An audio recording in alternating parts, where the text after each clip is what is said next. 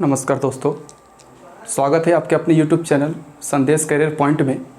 और जैसा कि हम लोग का जो क्लास चल रहा था, आपको पता है कि इसके पिछले क्लास में हम लोगों ने पहले तो इकोनॉमी का क्लास लिया था। उसके पहले हम लोग करंट का जो क्लास चल रहा था, और उस करंट के क्लास में जो हम लोगों ने किया था, मार्च का फर्स्ट पार्ट हमने किया था, मतलब पहला पार्ट हमारा हो चुका था। और उसमें हमने कुछ महत्वपूर्ण प्रश्नों की आपके बात रखा था सामने जो हमारे पेपर के लिए बहुत इंपॉर्टेंट है। ऐसे प्रश्नों को लेकर हम आए थे आपके फर्स्ट पार्ट के अंतर्गत। आज उसका दूसरा पार्ट होगा जो कि बहुत ही महत्वपूर्ण प्रश्न है। और उन महत्वपूर्ण प्रश्नों के साथ आज लगभग हम 30-35 क्वेश्चनों की श्रृंखला लेकर आए हैं। और उम्मीद करते हैं कि आपको ये क्लास काफ़ी अच्छा लगेगा। और बार बार की तरह मैं एक बार आपको ज़रूर ये बात बताना चाहता हूँ कि आप लोग कोशिश यही किया करिए कि जो मैं आपको एडवांस नॉलेज देता हूँ या जो एक्स्ट्रा पॉइंट मैं बताता हूँ आपको, वो आप अपनी कॉपी पर ज़रूर लिखें, ठीक है। तो चलिए आज की वीडियो को हम लोग स्टार्ट करते हैं। तो आज का पहला प्रश्न है, शायद ये प्रश्न मैंने लास्ट टाइम में कराया था आपको, लेकिन वो प्रश्न थोड़ा सा दिख नहीं पा रहा था। बच्चों का कहना था कि सर थोड़ा प्रॉब्लम हो रहा था, दिखाई नहीं दे रहा था कि आप क्या लिख रहे थे। तो उसी कारण से ये प्रश्न मैंने आपके सामने रखा है कि उस प्रश्न को आप डिटेल से फिर से समझ लो, क्योंकि कोई भी पॉइंट बहुत महत्वपूर्ण प्रश्न था। तो आइए इस क्वेश्चन को देखते। लिखा है कि हाल ही में राष्ट्रपति ने पूर्व मुख्य न्यायाधीश रंजन गोगोई को राज्यसभा सदस्य मनोनीत किया। वह भारत के कौन से मुख्य न्यायाधीश थे? देखिए, आपको मैं बता दूं, जैसा आपको मालूम है कि भारत के न्यायाधीश अर्थात सुप्रीम कोर्ट का जो जज होता है या सुप्रीम कोर्ट का जो मुख्य न्यायाधीश होता है, उसकी नियुक्ति जो होती है वो भारत के राष्ट्रपति के द्वारा की जाती है। ये तो आप पहले जानते हो। लेकिन यहां पर प्रश्न ये है कि उन्हें राज्यसभा के लिए नॉमिनेट किया गया है, ये प्रश्न है। राज्यसभा में आपको पता है, भारतीय संविधान की अगर हम बात करें तो अनुच्छेद 80 खंड 3 के तहत अगर हम बात करें तो राष्ट्रपति राज्यसभा में साहित्य, कला, विज्ञान, समाज सेवा, ऐसे 4 क्षेत्रों में जो देश के लिए विशिष्ट योगदान देते हैं, ऐसे 12 सदस्यों को राष्ट्रपति क्या करता है, राज्यसभा में मनोनीत कर सकता है। और आपको पता है कि इसी के क्रम में अगर हम बात करें, हमारे देश के सर्वोच्च न्यायालय के जो पूर्व मुख्य न्यायाधीश थे रंजन गोगोई, उन्हें भारतीय राष्ट्रपति के द्वारा मनोनीत किया गया और वह भारत के 46वें मुख्य न्यायाधीश थे। कौन से? 46वें मुख्य न्यायाधीश थे। तो इसका सही उत्तर क्या हो जाएगा? 46वें मुख्य न्यायाधीश रहे हैं और उनको मनोनीत किया गया है। तो ये मनोनीत कौन करता है? तो भारत का राष्ट्रपति करता है, जो हमारी राज्यसभा है। और राज्यसभा को आपको जैसा जानते हैं कि हमारे देश का उच्च सदन के नाम से भी जाना जाता है, ठीक है। तो ये प्रश्न आपका हो जाएगा। तो इसका राइट आंसर क्या होगा? तो 46वां इसका राइट आंसर होगा। चलो अगले प्रश्न की ओर चलते हैं। अगला प्रश्न आपके लिए, ठीक है। चलो अगला प्रश्न ये है, संविधान के किस अनुच्छेद के अंतर्गत या तहत, संविधान के किस अनुच्छेद के तहत राष्ट्रपति के पास राज्यसभा सदस्य मनोनीत करने की शक्तियां होती हैं? अभी मैंने बताया। तो इसका राइट आंसर क्या हो जाएगा? अनुच्छेद 80 खंड 3 के तहत राष्ट्रपति राज्यसभा में 12 सदस्यों को मनोनीत कर सकता है, जिनका संबंध किस क्षेत्र से होता है? तो साहित्य, कला, विज्ञान और समाज सेवा के क्षेत्र में जो देश के लिए विशिष्ट योगदान देते हैं, ऐसे 12 सदस्यों को राष्ट्रपति क्या करता है? मनोनीत कर सकता है। वो कहां पे? राज्यसभा में। ये क्वेश्चन हो जाएगा आपका। चलिए अगला प्रश्न देखते हैं। अगला प्रश्न यह है कि हाल ही में प्रकाशित पुस्तक इनवेकिबल ए ट्रिब्यूट टू मनोहर पारिकर के लेखक, बहुत महत्वपूर्ण प्रश्न है, ध्यान रखिएगा आप लोग। क्वेश्चन को थोड़ा पढ़ते रहिएगा। क्वेश्चन आपके सामने लिखा है, इनवेकिबल ए ट्रिब्यूट टू मनोहर पारिकर, इसके लेखक का नाम आपसे पूछा जा रहा है। देखिए, इसके लेखक का नाम अगर हम पहले से बताएं तो आपको पता होगा कि जो मनोहर पारिकर है वो गोवा के पूर्व मुख्यमंत्री रहे, साथ साथ भारत के पूर्व रक्षा मंत्री, जिनका हाल ही में कुछ समय पहले निधन हो गया। और उन्हीं के जीवन कथा पे आधारित है, उनके जीवन से संबंधित ये व्यथा है। और इसको लिखा है कौन? तरुण विजय। ध्यान रखिएगा, ये रेलवे में पेपर में कई बार क्वेश्चन पूछ सकता है ऐसे क्वेश्चन, राइटर और लेखक। ये आपके रेलवे का सिलेबस है। आपको मैं बता दूं, रेलवे के सिलेबस में देता है कि पुस्तक और लेखक, ये सिलेबस में दिया है, तो इसलिए आपको ध्यान रखना है कि जितने भी करंट के मैं क्वेश्चन या किताब बताऊं उस किताब को आप अलग लिख लें, वो आपके लिए ज्यादा बेटर होगा, ठीक है। और वो आने वाले एग्जाम में आपके प्रश्न आपके सामने ऐसे देखने को मिलेगा भी, ठीक है। तो इसका राइट आंसर क्या हो जाएगा? तरुण विजय, जो किसकी जीवन पे आधारित है? मनोहर पर्रिकर। और मनोहर पर्रिकर गोवा के पूर्व मुख्यमंत्री, साथ साथ पूर्व भारत के रक्षा मंत्री, ठीक है। चलिए अगले प्रश्न की तरफ बढ़ें। अगला प्रश्न आपके सामने, हाल ही में किस राज्य सरकार ने SC/ST कर्मचारियों के लिए प्रमोशन इन रिजर्वेशन पदोन्नति में आरक्षण को हटा दिया है? मैं आपको बता दूं, फरवरी 2020 की बात करें तो सुप्रीम कोर्ट ने एक फैसला दिया था। सुप्रीम कोर्ट ने इस फैसले के तहत यह बताया था कि जो पदोन्नति में आरक्षण है, प्रमोशन ऑफ रिजर्वेशन, ये कहीं न कहीं फंडामेंटल राइट्स नहीं है, अर्थात ये मौलिक अधिकार नहीं है। और इसको लागू करने की बात करें तो उससे लागू करने की बात राज्यों पर छोड़ दिया था सुप्रीम कोर्ट ने। इस तरीके से इसे रिजर्वेशन को हटाने का जो सबसे पहला किया है वो क्या है? आपका उत्तराखंड। राइट आंसर क्या हो जाएगा? उत्तराखंड। समझ में आ गया? तो इसका मतलब क्या है? ये सुप्रीम कोर्ट के दिशा निर्देश के हिसाब से अगर देखें तो उसके हिसाब से किया गया था। तो इसको हटाया कौन है? तो ये उत्तराखंड है। और आपको पता है उत्तराखंड पहले उत्तर प्रदेश का क्या था? हिस्सा था। चलिए अगले प्रश्न की ओर बढ़ें। महत्वपूर्ण प्रश्नों की श्रृंखला हम देख रहे हैं। यह रहा अगला प्रश्न, बहुत महत्वपूर्ण प्रश्न, वेरी वेरी इंपॉर्टेंट, ध्यान रखना आप लोग। मोस्ट इंपॉर्टेंट क्वेश्चन आपके सभी एग्जाम में क्वेश्चन, ये बहुत ही महत्वपूर्ण, इसलिए आपको ध्यान रखना है। लिखा है कि हाल ही में जारी वर्ल्ड हैप्पीनेस रिपोर्ट 2020 में भारत किस स्थान पर है? तो पहले तो ये आप लोग जान लो कि वर्ल्ड हैप्पीनेस रिपोर्ट जो आपको संयुक्त राष्ट्र के द्वारा जारी किया गया, मतलब विश्व खुशहाली सूचकांक में भारत की रैंकिंग आपसे पूछी जा रही है। तो विश्व खुशहाली सूचकांक 2020 में भारत की जो रैंकिंग है वो आपको पता है 144वें स्थान पर है। मतलब ये 2020 की रिपोर्ट है।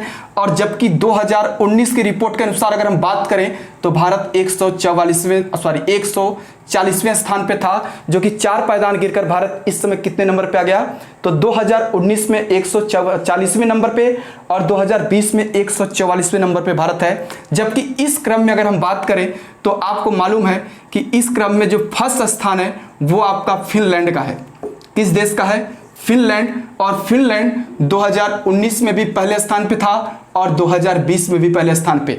तो ये आपके पेपर में प्रश्न बहुत इंपॉर्टेंट है। अगर पूछे वर्ल्ड हैप्पीनेस रिपोर्ट 2020 में भारत की रैंकिंग क्या थी तो 144वां, 2019 में क्या थी? 140वां। और इस श्रेणी में सबसे पहले स्थान पे कौन है? फिनलैंड है, जो कि 2019 में भी पहले क्रम पे था और 2020 में भी पहले क्रम पर है। ठीक है, चलो अगले प्रश्न की ओर चलें। ये रहा अगला प्रश्न आपका। अभी मैंने बताया आपको, हो जाएगा। देखिए लिखा है कि वर्ल्ड हैप्पीनेस रिपोर्ट 2020 के अनुसार विश्व का सबसे खुशहाल देश कौन है? तो याद रखिएगा इसमें कौन है? फिनलैंड। कौन हो जाएगा? फिनलैंड। अभी मैंने आपको बताया। अगला प्रश्न देखिएगा। अगला प्रश्न है कि सुर्खियों में रहे सत्यरूप सिद्धांत किस क्षेत्र से संबंधित है? देखिए जो सत्यरूप सिद्धांत है वो भारत के ऐसे पहले व्यक्ति हैं जो 7 महाद्वीप के ज्वालामुखी पर्वत पर चढ़ने का उन्होंने रिकॉर्ड बनाया है। पहले तो आपको ये पता होना चाहिए, मतलब भारत के एकमात्र ऐसे व्यक्ति सत्यरूप सिद्धांत हैं जिन्होंने भारत के साथ साथ अगर देखें एशिया महाद्वीप, अफ्रीका महाद्वीप, अमेरिका महाद्वीप, उत्तरी अमेरिका, दक्षिण अमेरिका, अंटार्कटिका, तो 7 महाद्वीप की जो सबसे ऊंची ज्वालामुखी पर्वत श्रेणियां हैं उन सभी पर्वत श्रेणियों पर उन्होंने क्या किया था? चढ़ाई किया था। तो इस हिसाब से इसका राइट आंसर क्या हो जाएगा? पर्वतारोही। तो इसका सही उत्तर क्या होगा? पर्वतारोही। तो आपके पेपर में ऐसे प्रश्न दे सकता है कि सत्यरूप सिद्धांत किस क्षेत्र से संबंधित है, तो इसका राइट आंसर क्या हो जाएगा? पर्वतारोही हो जाएगा क्वेश्चन। चलो अगले प्रश्न की तरफ चलते हैं। अगला प्रश्न आपके सामने ये रहा, बहुत महत्वपूर्ण प्रश्न। जैसा आप जानते हैं कि ऐसे क्वेश्चन तो आपके पेपर में पूछे ही जाएंगे। तो देखो, कोरोना वायरस से संक्रमित मामलों के लिए भारतीय चिकित्सा अनुसंधान परिषद द्वारा गठित टास्क फोर्स द्वारा किस दवा की सिफारिश की गई है? पहले आप जान लो, भारतीय चिकित्सा अनुसंधान परिषद स्टेब्लिश कब हुआ? 1911 में। इसकी स्थापना कब हुआ? 1911 में। और ये जो दवा की सिफारिश की गई है वो है आपका हाइड्रोक्सीक्लोरोक्विन। हाइड्रोक्सीक्लोरोक्विन एक्चुअल में अगर आप देखें तो ये एक मलेरिया की दवा है। किसकी दवा है? मलेरिया की दवा है। लेकिन ये काफी हद तक अगर देखा जाए तो ये कारगर साबित हो रहा है किसके लिए? कोरोना के संक्रमित बीमारियों को, अर्थात कोरोना से संक्रमित रोगियों के इलाज के लिए। लेकिन ये असाधारण परिस्थितियों में है, न कि इससे सही किया जा सकता है। मतलब इसके बचाव के लिए अगर कोई व्यवस्था नहीं है तो उस स्थिति में अगर देखा जाए तो ये कारगर साबित हो रहा है। लेकिन आपको एक जानकारी मैं ये भी बता देता हूं कि अभी आपको पता है कि अमेरिका ने भी हाइड्रोक्सीक्लोरोक्विन की मांग की थी और भारत ने उसको क्या किया था? प्रोवाइड भी किया था, भारत ने उपलब्ध भी करवाया था अमेरिका को। और दुनिया भर में अगर हम बात करें तो जितना भी इस दवा का उत्पादन होता है उसमें 70% अकेले भारत इसका उत्पादन करता है। ये बहुत महत्वपूर्ण प्रश्न है, तो आपके प्रश्न पेपर में ये भी दे सकता है कि हाइड्रोक्सीक्लोरोक्विन दवा जो है उस दवा के उत्पादन में विश्व में प्रथम स्थान पे कौन सा देश है? तो इसका राइट आंसर क्या हो जाएगा? भारत। और ये दवा अभी आपको पता है कि विदेशों में भी क्या किया जाता है इसका? तो अभी निर्यात किया जा रहा है, भारत इसको दे रहा है देश के बचाव के लिए। विश्व में जो विश्वव्यापी महामारी की समस्या सामने आई है उसके बचाव के लिए ये दवा काफी कारगर साबित हो रही है। तो अगर आपसे पूछे कि भारतीय चिकित्सा अनुसंधान परिषद का गठन कब हुआ था? 1911 में। ये दवा किस बीमारी के लिए है? तो मलेरिया के लिए, जिसका उत्पादन भारत अकेले 70% करता है। ठीक है, चलो हो जाएगा क्वेश्चन। अगले प्रश्न की तरफ चलें। अगला प्रश्न आपके सामने ये रहा। अभी मैंने बताया हाइड्रोक्सीक्लोरोक्विन दवा हाल ही के दिनों में चर्चा में रही है। इस दवा का उपयोग किस बीमारी के लिए किया जाता है? तो इसका राइट आंसर क्या हो जाएगा? मलेरिया। इसका राइट आंसर क्या है? मलेरिया के लिए। ठीक है, नेक्स्ट क्वेश्चन। विश्व में हाइड्रोक्सीक्लोरोक्विन दवा का सबसे बड़ा उत्पादक देश कौन सा है? तभी मैंने बताया कि 70% अकेले भारत इसका क्या करता है? उत्पादन करता। तो इस मामले में भारत इस नंबर पे क्या हो जाएगा? पहले स्थान पे। इस दवा का उत्पादन सबसे ज्यादा कौन करता है? भारत 70% अकेले करता है। ठीक है, चलो तो यहां से एक प्रश्न ये हो गया हमारा। अगला प्रश्न लेते हैं, ध्यान से देख लीजिए। लिखा है कि हाल ही में प्रकाशित पुस्तक माई एनकाउंटर्स इन पार्लियामेंट के लेखक हैं। अभी दूसरी पुस्तक में बता रहा हूं आपको। माई एनकाउंटर्स पार्लियामेंट के लेखक हैं भालचंद मुंगेकर, अपूर्व कुमार सिंह, तरुण विजय। इनमें से कोई नहीं।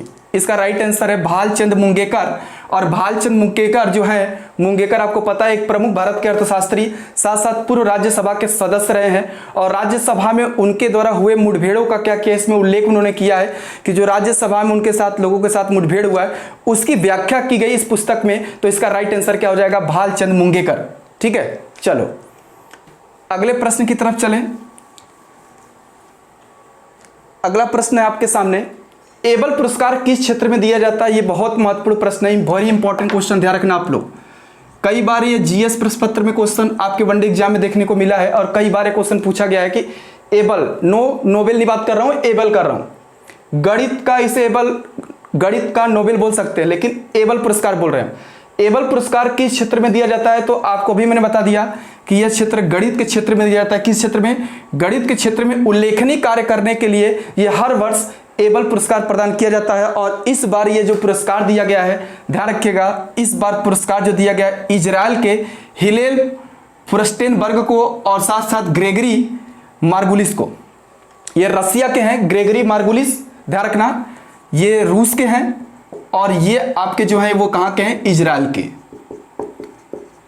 तो इजराइल के हिलेल फुर्स्टेनबर्ग और ग्रेगरी मार्गुलिस को ये संयुक्त रूप से दोनों को एबल पुरस्कार दिया गया था। और एबल पुरस्कार 2020 का ये किस क्षेत्र में दिया जाता है? तो ये गणित के क्षेत्र में दिया जाता है। तो यहां से 2 क्वेश्चन आपका कंप्लीट हो गया। अगर पेपर में ये क्वेश्चन दे दिया कि एबल पुरस्कार किस क्षेत्र संबंधित है तो गणित के क्षेत्र संबंधित है। और 2020 का एबल पुरस्कार किसे प्रदान किया गया? तो इजराइल के हिलेल फुर्स्टेनबर्ग और रसिया के ग्रेगरी मार्गुलिस को यह पुरस्कार 2020 का प्रदान किया गया है। ठीक है, चलो नेक्स्ट क्वेश्चन की ओर चलते हैं।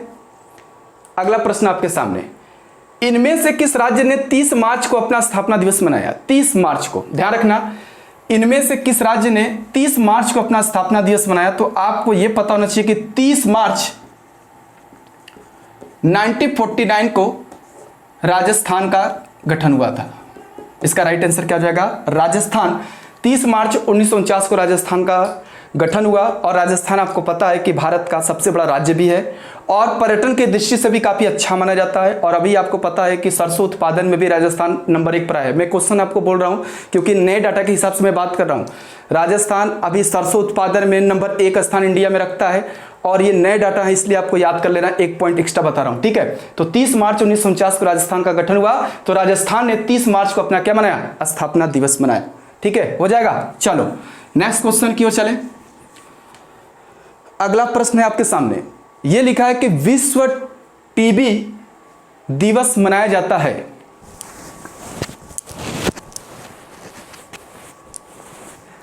देखो, विश्व टीबी दिवस प्रतिवर्ष 24 मार्च को मनाया जाता है। कितने तारीख को मनाया जाता है? 24 मार्च को। और आपको पता है कि जो विश्व टीबी दिवस है 24 मार्च को मनाया गया और इस टीबी के इलाज के लिए आपको पता है कि बीसीजी का टीका लगाया जाता है, जिसकी खोज 1921 में की गई थी। यह भी ध्यान रखना। बेसिलस कॉलमेट-ग्यूरिन, जो कॉलमेट-ग्यूरिन थे, उन्होंने इस टीके की खोज किया था। और अभी आपको पता है कि भारत ने बजट में ये बात कहा है कि देश कहीं ना कहीं टीबी हारेगा देश जीतेगा, ऐसा प्रोग्राम भी स्टार्ट किया। 25 तक भारत टीबी मुक्त करेगा भारत को आजाद। भारत की ये सोच है कि हम 2025 तक भारत को टीबी मुक्त करने का उद्देश्य रखा गया, लक्ष्य रखा गया है। तो प्रतिवर्ष 24 मार्च को हम विश्व टीबी दिवस के रूप में क्या करते हैं? मनाते हैं। तो इसका राइट आंसर क्या हो जाएगा? 24 मार्च। और इसकी खोज किसने किया था? कॉलमेट-ग्यूरिन ने किया था। और इसका पूरा नाम क्या है? तो बैसिलस कॉलमेट-ग्यूरिन, जिसकी खोज पहली बार कब की गई थी? 1921 में। और भारत 2025 तक भारत को कहीं ना कहीं, अगर भारत सरकार की सोच है कि टीबी मुक्त करने का लक्ष्य रखा गया, ठीक है। चलिए अगले प्रश्न की ओर चले। अगला प्रश्न है, ये देखिए बहुत इंपॉर्टेंट प्रश्न है। इसकी थीम पूछी जा रही है आपसे, कई बार क्वेश्चन पेपर में आ सकता है, आया भी है, इसलिए आपको इस क्वेश्चन को ध्यान रखना है, ठीक है। चलो, लिखा है कि विश्व टीबी दिवस 2020 की थीम बताना है आपको। मैं आपको बता दूं, इट्स टाइम ये इसका थीम है और ये 2020 का भी थीम था और 2019 के थीम को रिपीट किया गया है। मतलब 2019 के थीम को ही 2020 में थीम बनाया गया है। तो इसलिए इसका राइट आंसर क्या हो जाएगा? Option A. तो विश्व टीबी दिवस 2020 की थीम क्या थी? तो इट्स टाइम। अगर 2019 में भी पूछे तो इट्स टाइम। और कब मनाया जाता है? 24 मार्च को मनाया जाता है, ठीक है, हो जाएगा। चलो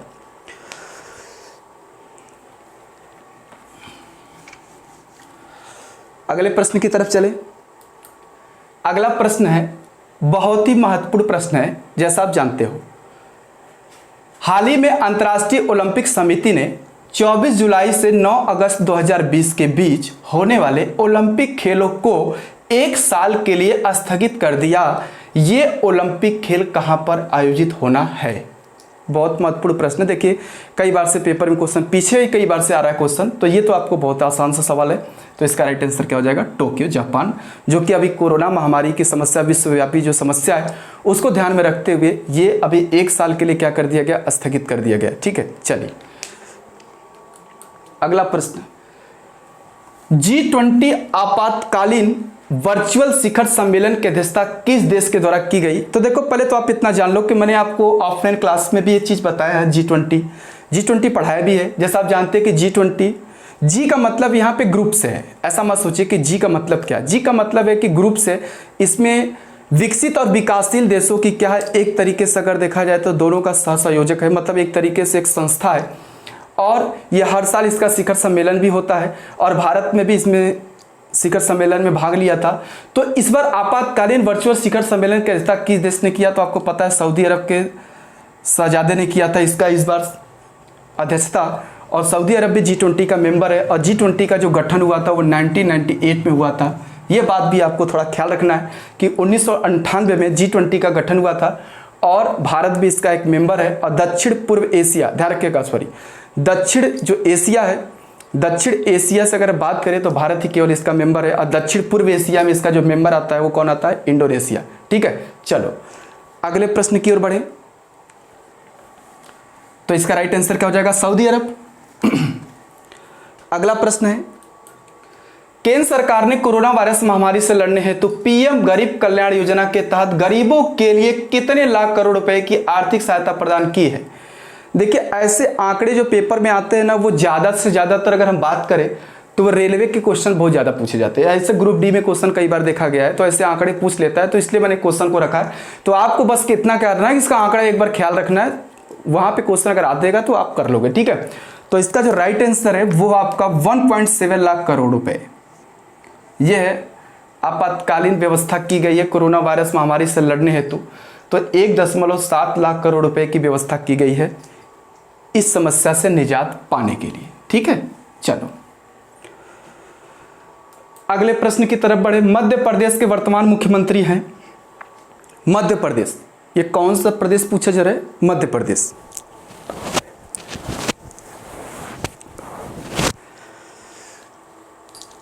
तो जैसा आप जानते हैं मध्य प्रदेश के वर्तमान मुख्यमंत्री की अगर हम बात करें तो जैसा आप जानते हैं कि शिवराज सिंह चौहान। एक चीज आप समझ लो, अभी मध्य प्रदेश में दिसंबर 2018 में विधानसभा के चुनाव संपन्न हुए और उस चुनाव में अभी आपको पता है कि ज्योतिरादित्य सिंधिया थे, वो कांग्रेस से थे और उन्होंने 22 विधायकों के साथ एक्चुअल में क्या किया, बीजेपी में शामिल हो गए। तो बीजेपी में शामिल होने के कारण कमलनाथ की सरकार वहां पे गिर गई है और कमलनाथ की सरकार गिरने के बाद यहां से शिवराज सिंह चौहान चौथी बार मध्य प्रदेश के मुख्यमंत्री चुने गए, ठीक है। तो ये तो आपने अभी देखा, अभी तो देखिए आज ही परसों 2-3 दिन से न्यूज चल रहा है कि अभी ऐसी स्थिति राजस्थान में भी हो गई है और वहाँ पे अशोक गहलोत की सरकार पे प्रॉब्लम क्रिएट हो रहा है और वहाँ पे ज्योतिरादित्य सिंधिया की तरह वहाँ पे सचिन पायलट की समस्या क्रिएट हो रही है। तो वो आपको अगर सामने आएगा तो उसकी बात बता दी जाएगी। तो इसका राइट आंसर क्या हो जाएगा? शिवराज सिंह चौहान। और चौथी बार बने हैं, चौथी बार, मतलब चौथी बार ये बने हैं वहाँ के मुख्यमंत्री। और ज्योतिरादित्य सिंधिया एक्चुअल में पहले कहाँ से थे, तो वो कांग्रेस में थे, लेकिन अभी वर्तमान में किस में शामिल हो गए, तो वो आपके बीजेपी में शामिल हो गए, ठीक है। चलिए हो जाएगा। चलो बस तुम वीडियो देखते रहो, आराम से क्वेश्चन बस केवल याद कर लो। अगर देख नहीं सकते, अगर सुन भी लोगे तो भी आपको क्वेश्चन याद हो जाएगा। तो ये क्वेश्चन सीधे आपके पेपर में क्वेश्चन देखने को मिलेगा, ठीक है। चलिए ये रहा अगला प्रश्न, शिवराज सिंह चौहान ने कौन सी बार मध्य प्रदेश के मुख्यमंत्री के रूप में शपथ लिया? अभी बताया, छोटा सा सवाल, चौथी बार हो जाएगा। चलो चौथी बार ये मध्य प्रदेश के क्या बने? मुख्यमंत्री बने। अगले प्रश्न की ओर चले। अगला प्रश्न, भारत में हर साल शहीद दिवस मनाया जाता है। शहीद दिवस की हम बात करें तो देखो बंधु, दो चीज ध्यान रखना, बच्चों के अंदर बहुत कंफ्यूजन होता है एक दो चीज को लेकर। जैसे देखो 30 जनवरी और एक है 23 मार्च। देखो 30 जनवरी 1948 को महात्मा गांधी की हत्या नाथूराम गोडसे के द्वारा की गई और जिस कारण से 30 जनवरी को भी शहीद दिवस मनाया जाता है। कितनी तारीख को? 30 तारीख को। लेकिन 23 मार्च 1931 को भगत सिंह, सुखदेव और राजगुरु को भी क्या दी गई थी? फांसी दी गई थी। और इसी वजह से हम 23 मार्च को क्या मनाते हैं? शहीद दिवस। तो ध्यान रखिएगा विकल्प में 30 जनवरी नहीं है, तो इस हिसाब से हमारा राइट आंसर क्या होगा? 23 मार्च। क्यों मनाते हैं? क्योंकि इसी दिन भगत सिंह, सुखदेव और राजगुरु को फांसी दी गई थी। तो इसी के उपलक्ष्य में हम शहीद दिवस प्रतिवर्ष 23 मार्च को मनाते हैं, ठीक है। हो जाएगा। चलो अगले प्रश्न की ओर बढ़ें। अगला प्रश्न है आपके लिए, नेटिव फ्यूरी सैन्य अभ्यास का संबंध किन दो देशों से है? ध्यान रखिएगा, नेटिव फ्यूरी सैन्य अभ्यास, अभी मैंने कुछ सैन्य अभ्यास पीछे भी पढ़ा है, ठीक है। तो नेटिव फ्यूरी सैन्य अभ्यास का संबंध किन दो देशों से है? तो अभी आपको पता है कि यह जो सैन्य अभ्यास है अमेरिका और संयुक्त अरब अमीरात का यह 7वां संस्करण हुआ था, ध्यान रखिएगा, ठीक है। और यह आपको पता है कि संयुक्त अरब अमीरात में ही आयोजित किया गया।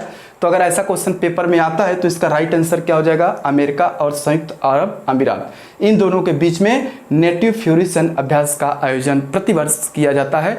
और तो ये आपका राइट आंसर क्या हो जाएगा? तो इसमें अमेरिका और संयुक्त अरब अमीरात, ठीक है। चलो समझ में आ रहा आप लोगों को? अगर कोई दिक्कत हो, थोड़ा बहुत स्पीड हो, तो आप एक काम कर सकते हैं, इसको फिर से वीडियो चलाकर उसको देख सकते हैं और सुन भी लेंगे तो भी क्वेश्चन कंप्लीट हो जाएगा, ठीक है। ये रहा, हाल ही के दिनों में चर्चा में रही मार्क्स 4028 फसल किससे संबंधित है। देखिए, अभी भारतीय कृषि जो एग्रीकल्चर डिपार्टमेंट ऑफ पुणे ने एक नई प्रजाति की खोज किया है, तो ऐसे प्रश्न पेपर में देखने को मिलते हैं। जब नई कोई प्रजाति खोजी जाती है तो ऐसे प्रश्न पेपर में पूछ ले जाते हैं। तो इस हिसाब से आपको ये केवल नाम याद रखना है, और ये सीधी सी बात है, गेहूं की एक प्रजाति है, छोटा सा।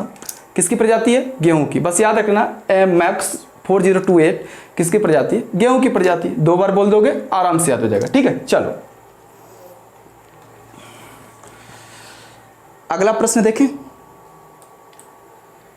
ऊर्जा की बचत कर धरती को सुरक्षित रखने के उद्देश्य से हर साल किस दिन अर्थ आवर मनाया जाता है? बहुत महत्वपूर्ण प्रश्न, वेरी वेरी इंपॉर्टेंट क्वेश्चन, ध्यान रखना आप लोग। ये क्वेश्चन आपको वरक्षक में भी देखने को मिला था, ऐसा क्वेश्चन देता भी है पेपर में। ठीक है, अर्थ आवर दिवस। अर्थ आवर दिवस का मतलब क्या है कि देखिए, प्रतिवर्ष अगर बात करें तो हम लोग एक चीज हमने ये किया कि कहीं ना कहीं इसका उद्देश्य ये है कि जो पर्यावरण को संरक्षण करना, पर्यावरण को सुरक्षित करना, जो कोयले से हम बिजली बना रहे हैं, तो साल में एक दिन, और एक दिन कौन सा है? तो मार्च के अंतिम शनिवार को।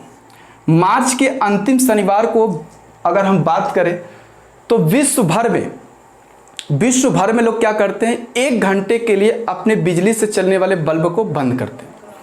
इससे क्या करना? पर्यावरण को सुरक्षा करना, और साथ साथ अगर देखा जाए तो सौर ऊर्जा को बढ़ावा देना, और पृथ्वी को क्या करना? संरक्षित करना।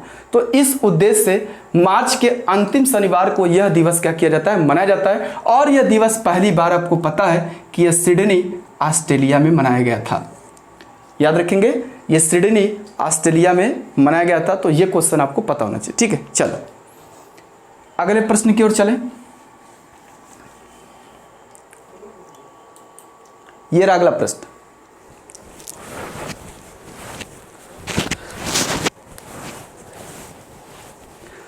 लिखा है कि वर्ल्ड कंज्यूमर राइट डे, विश्व उपभोक्ता संरक्षण दिवस मनाया जाता है। देखिए, उपभोक्ता संरक्षण अधिनियम में जो नियम और कानून बताए गए हैं, उसमें उपभोक्ताओं को लिए क्या करना, उनके जो अधिकार हैं उनके लेकर उनको जागरूक करने के उद्देश्य से अगर हम बात करें तो प्रतिवर्ष हम विश्व उपभोक्ता दिवस 15 मार्च को मनाते हैं। याद रखना, विश्व उपभोक्ता दिवस मतलब उपभोक्ताओं को जागरूक करने के उद्देश्य से यह प्रतिवर्ष 15 मार्च को मनाया जाता है। जबकि अगर हम बात करें राष्ट्रीय उपभोक्ता दिवस, तो यह मनाया जाता है 24 दिसंबर को। यह भी थोड़ा याद रख लेना। ठीक है, चलो तो याद हो जाएगा आपको। 24 दिसंबर को कौन सा दिवस है? राष्ट्रीय उपभोक्ता दिवस। जबकि 15 मार्च को कौन सा दिवस है? विश्व उपभोक्ता दिवस। ठीक है, चलिए हो जाएगा क्वेश्चन। आगे देखते हैं। अगला प्रश्न है 2020 ITTF challenge plus Oman open trophy का खिताब किस भारतीय टेबल टेनिस खिलाड़ी ने जीता है? देखिए, ITTF का मतलब होता है international table tennis federation challenge plus Oman open. तो ये खिताब जो जीता है आपको पता है अंचित शरत कमल, ये भारतीय है, ध्यान रखिएगा, अंचित शरत कमल ने जीता है। तो ये आपको प्रश्न याद हो जाना चाहिए। ठीक है, चलिए अगले प्रश्न को देखते हैं। अगला प्रश्न है राष्ट्रीय टीकाकरण दिवस।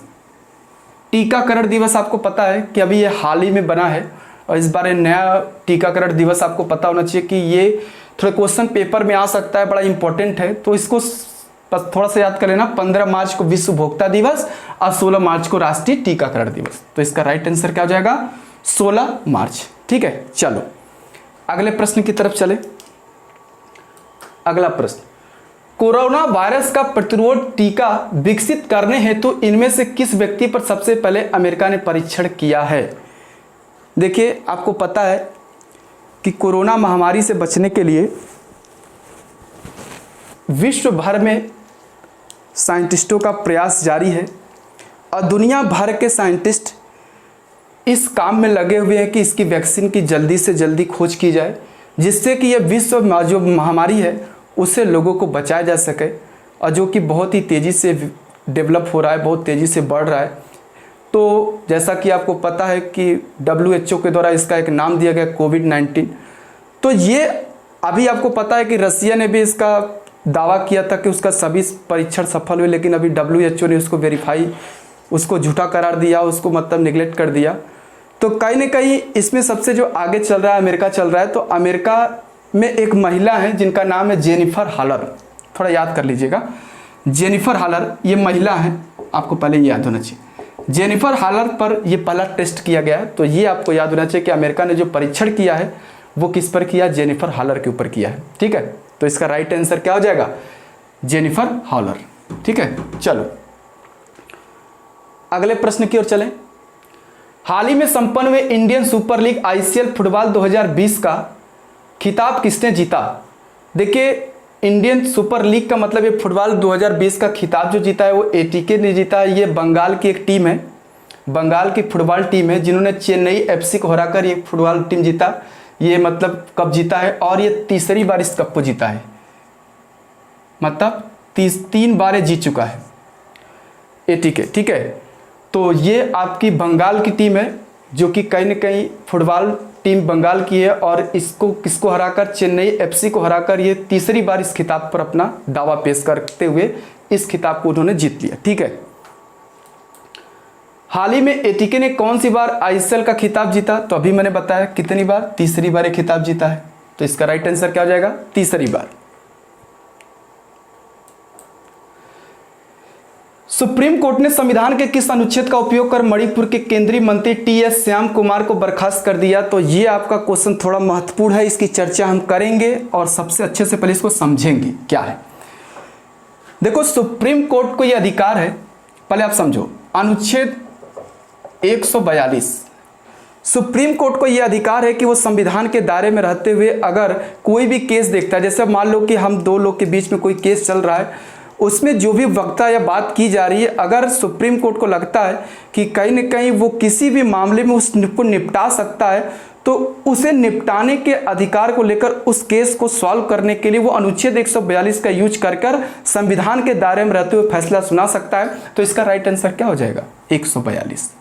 और अभी आपको पता है कि श्याम कुमार को बर्खास्त करने की बात की गई थी, और श्याम कुमार को बर्खास्त करने की बात इसलिए की गई थी क्योंकि 2017 में मणिपुर विधानसभा चुनाव हुए थे, जिस मणिपुर में 60 सीटें थी और 60 सीटों में 21 सीटें बीजेपी जीती थी, और जिसमें से 28 सीटें अगर हम बात करें तो कौन जीता था, तो इंडियन नेशनल कांग्रेस ने जीता था। और जीतने के बाद कांग्रेस के 9 विधायक बीजेपी में शामिल हो गए थे, जिसके ऊपर लंबे समय से बात चल रही थी श्याम कुमार को अयोग्यता के आधार पर उनको बर्खास्त किया जाए। तो इसी मामले को लेकर श्याम कुमार को क्या कर दिया गया था, सुप्रीम कोर्ट के द्वारा बर्खास्त कर दिया गया। सुप्रीम कोर्ट ने अनुच्छेद 142 का यूज करते हुए इस प्रावधान पर या इस फैसले पर या इस तरीके से अगर हम बात करें तो इस मुद्दे पर उसने अपना क्या किया, फैसला दिया।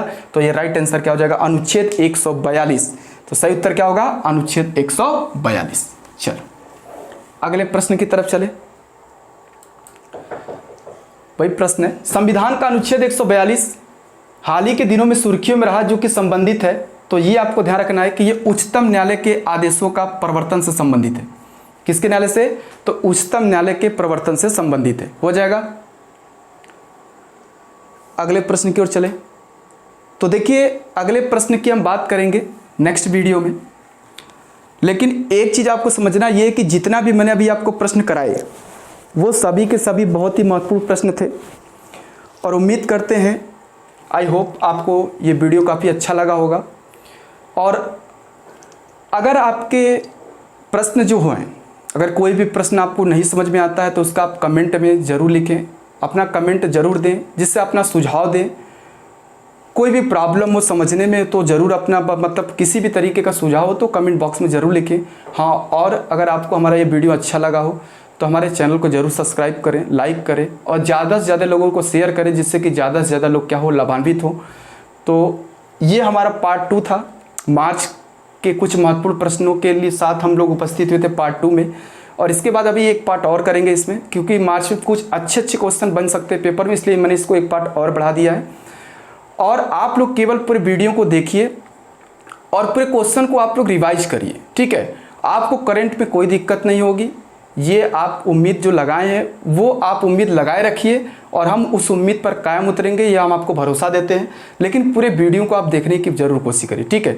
चलिए, इसी के साथ हम लोग धन्यवाद।